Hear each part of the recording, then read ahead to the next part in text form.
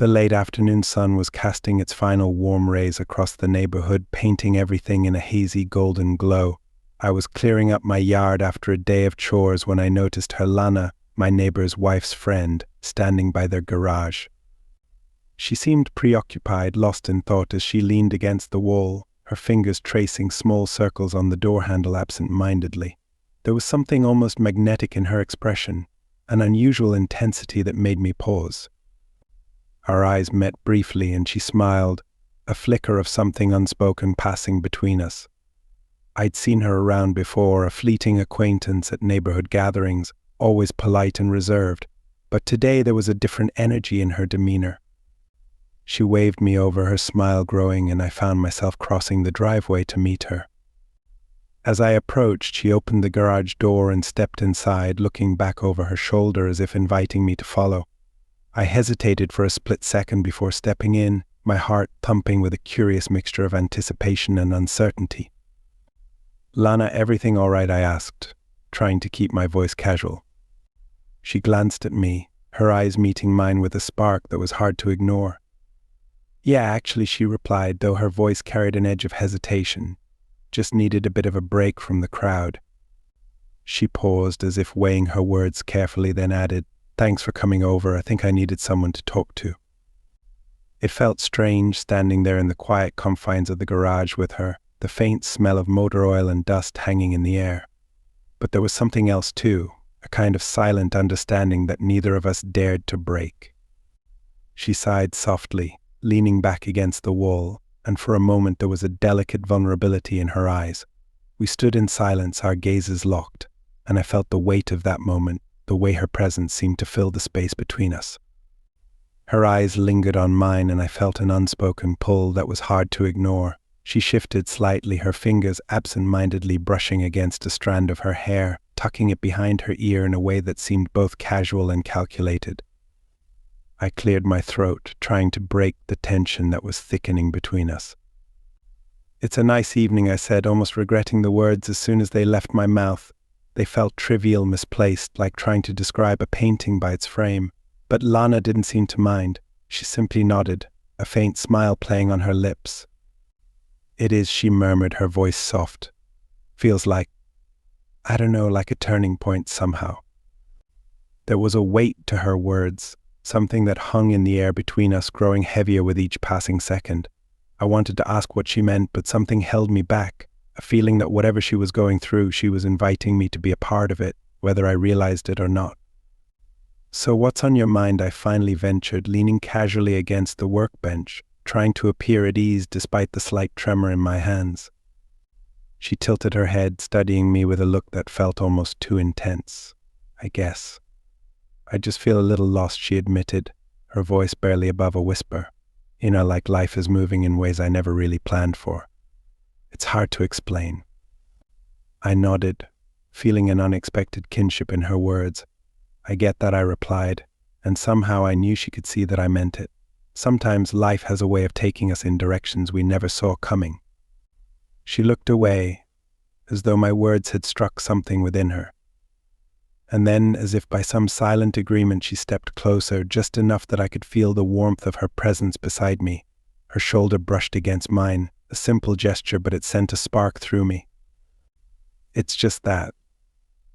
Sometimes I wonder if I'm holding myself back," she said softly, her eyes downcast. "There are these moments where I feel like I'm on the edge of something I can't quite reach." She paused, then looked up at me, her gaze vulnerable yet unwavering. "Have you ever felt that way?" The question hung in the air, intimate and charged, and I felt my pulse quicken. "Yeah," I murmured, more times than I'd like to admit. My voice was quiet, but the honesty in it surprised even me. Our eyes met again, and this time there was no mistaking the look that passed between us. It was a look that neither of us was willing to name, but neither of us could deny either. I could feel my heart beating faster, the world around us fading into a blur as the weight of the moment settled over us. Without thinking, my hand moved, reaching out to touch hers. It was a small gesture, innocent enough, but the warmth of her skin against mine felt like fire, igniting something within me that I hadn't known was there. She didn't pull away. Instead, she allowed our hands to linger, a silent acknowledgement of the pull that had been building between us. Lana's fingers intertwined with mine, a subtle but undeniable shift that neither of us acknowledged with words. The soft light from the street lamp outside cast faint shadows across her face, highlighting the intensity in her gaze, an intensity that seemed to echo everything we were feeling but didn't dare say aloud. I could feel her pulse beneath my fingertips, quick and unsteady, mirroring my own. For a moment neither of us moved, caught in the quiet, fragile space that held us together in that garage. My mind raced, torn between the boundary we both knew we were crossing and the magnetic pull that seemed impossible to resist. "You don't have to say anything," she whispered, her voice so low it felt like a confession. "But thank you for being here." The words were simple, yet they held a weight that settled deep within me. There was something so achingly vulnerable in her expression, and I realized in that moment that she was trusting me, inviting me into a part of herself that she rarely let anyone see. Unable to resist, I lifted my free hand and let it rest gently against her cheek, my thumb grazing her skin in a gesture so tender it felt almost foreign. Her eyes fluttered closed for a second, and I could see the way her breath hitched, her lips parting slightly as she leaned into my touch. "It's okay, Lana," I murmured, unsure of where the words came from but knowing that they were true. "I'm here." She opened her eyes, and there was a flicker of something raw and unguarded in her gaze. Slowly she leaned closer, her face just inches from mine, her breath warm and steady. I could feel her hesitation, the battle between caution and desire playing out in her expression. And yet the space between us seemed to shrink, the pull drawing us together with an urgency we couldn't ignore. Then, almost as if in slow motion, she closed the remaining distance, her lips brushing softly against mine. The kiss was tentative, barely there, but it sent a wave of warmth through me that left me breathless. She pulled back just slightly, her eyes searching mine as if waiting for permission, for some sign that this wasn't a mistake. But there was no mistaking the look that passed between us, a silent acknowledgement that whatever boundaries we'd set were already blurred, lost in the quiet surrender of that moment. I leaned in, my lips meeting hers again, this time with a certainty that left no room for doubt. The kiss deepened, each touch an unspoken promise, a reassurance that we were exactly where we were meant to be.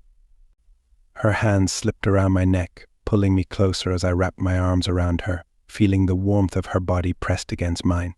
Time seemed to stretch and bend, and for those brief, fragile moments there was nothing but the two of us, our breaths mingling, our hearts beating in time.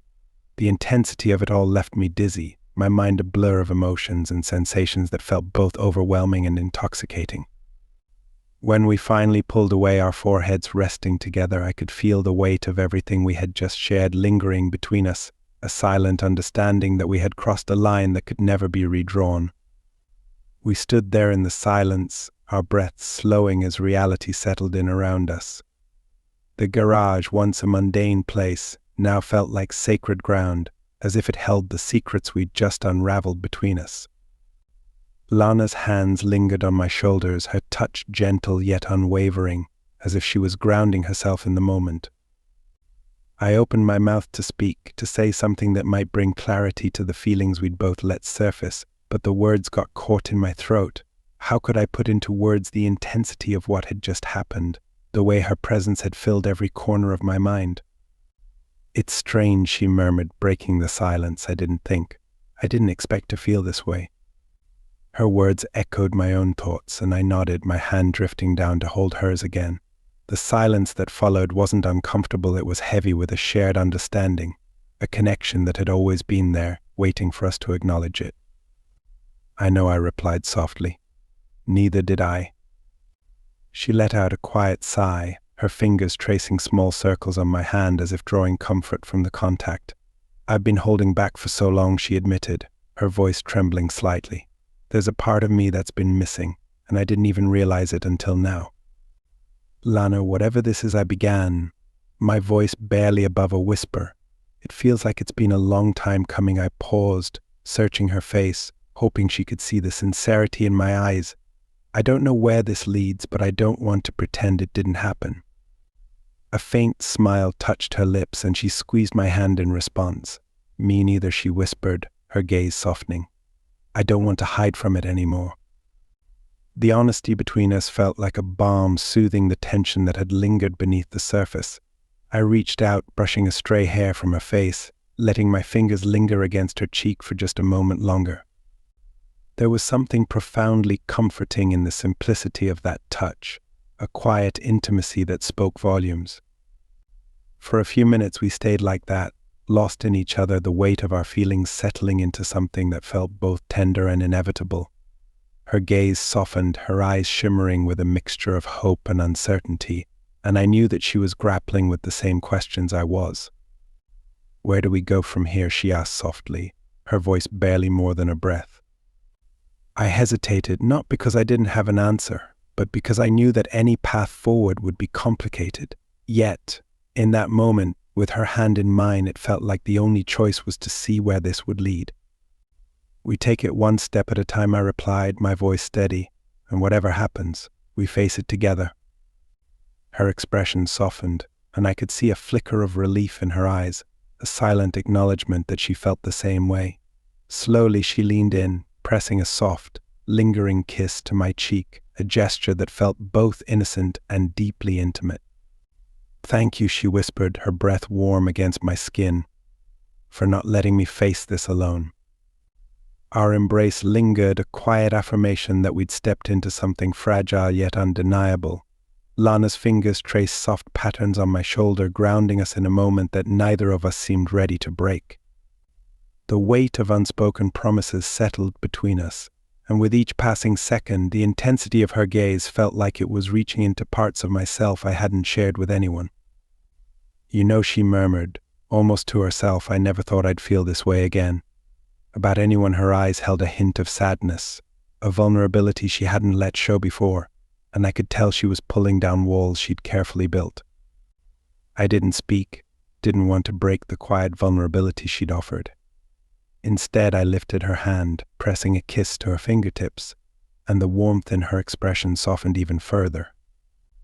"Being with you. It's like something I've been missing finally found its way back to me," she continued, her voice soft. "And it scares me, but I don't want to run from it." I nodded, understanding all too well. The pull between us felt dangerous and exhilarating, like we were standing on the edge of something that, once crossed, would forever change the landscape of our lives. There was a thrill in that, a beauty in the uncertainty, but beneath it all was an unmistakable tenderness. "Neither do I," I whispered, my voice steady. "Sometimes something comes along that's too real to ignore, no matter how complicated it seems." She took a breath, her fingers tightening around mine as if searching for reassurance. Then, "Let's not ignore it."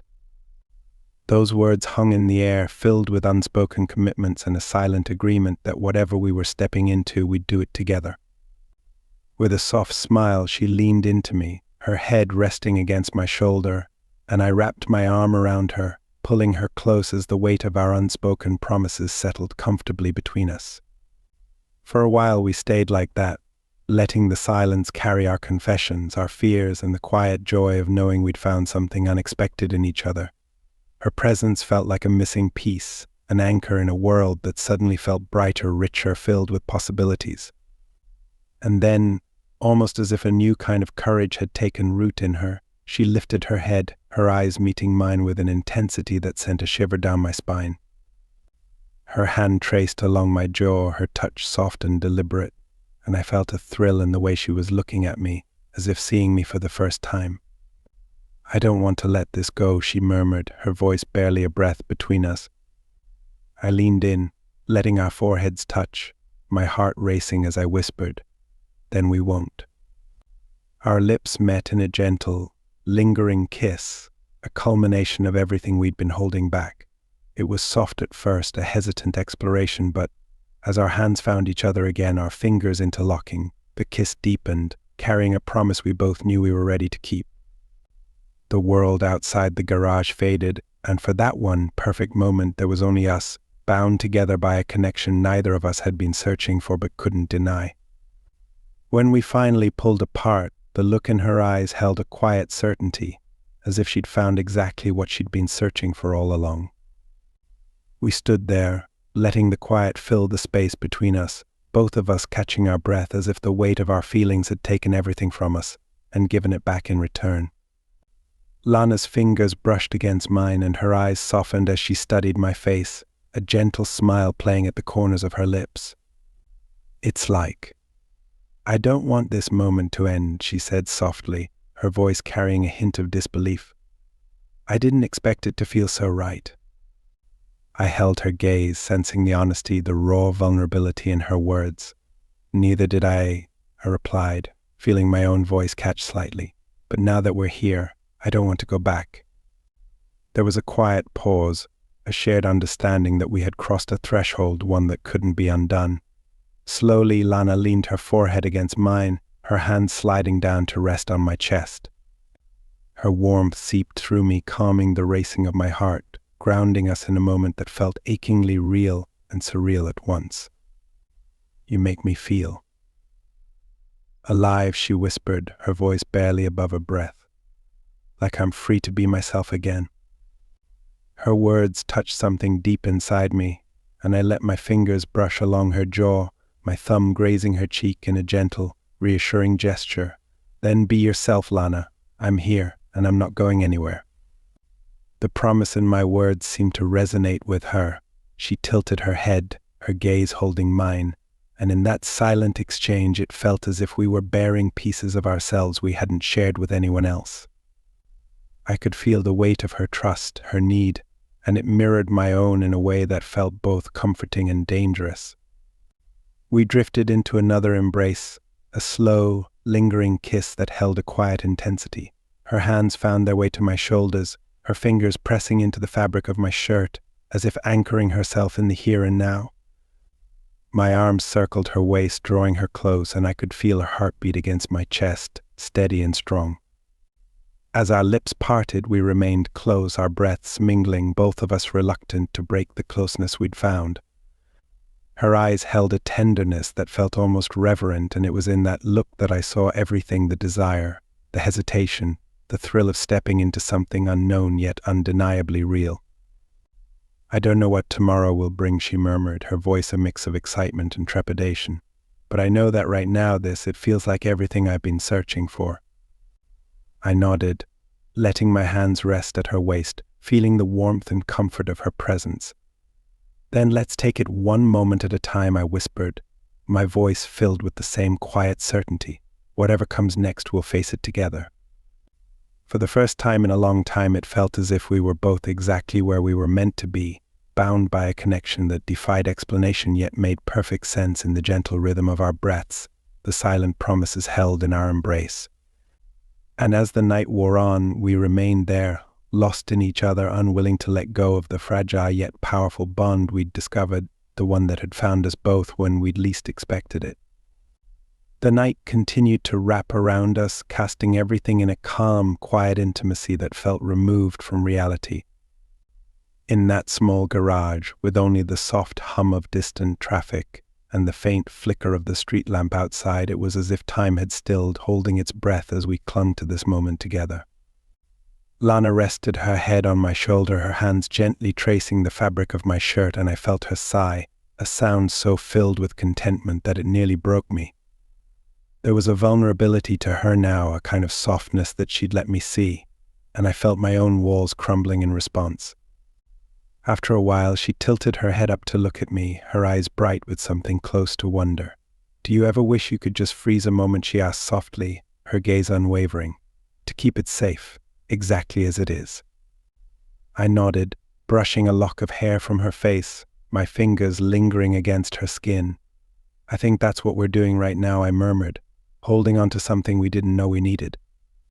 Her lips curved into a gentle smile, one that held a mixture of joy and sadness, and she lifted her hand to touch my cheek, her thumb tracing slow circles as she studied me, memorizing each line, each detail. But reality, as it always does, eventually crept in around the edges, reminding us of everything outside these walls. I felt it in the way her hand slowly lowered, in the hesitation that flashed across her face. We had created a world within a world, but we both knew it was temporary. "We can't stay here forever, can we?" she asked, her voice laced with reluctance, as though saying it out loud might make it true. I swallowed, the weight of her words settling over me. No, I replied softly, hating that I had to admit it, but that doesn't make this any less real. She nodded, her fingers lacing through mine one last time, her grip gentle yet firm. No, it doesn't, she agreed, her voice barely above a whisper. This will always be a part of us. We shared a look, one filled with everything we couldn't say, everything we'd felt in that quiet, stolen space. There was sadness in her eyes, but there was also a peace, an acceptance that we'd found something beautiful, even if only for a brief time. With a final, lingering kiss, we held each other close, letting the silence speak for us, saying everything that words could not.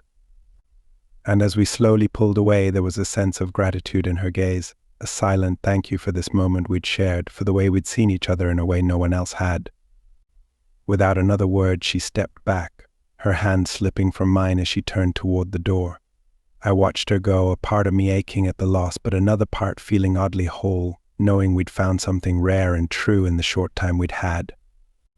As the garage door closed behind her, I stood alone in the quiet, the echoes of our shared moments still filling the air.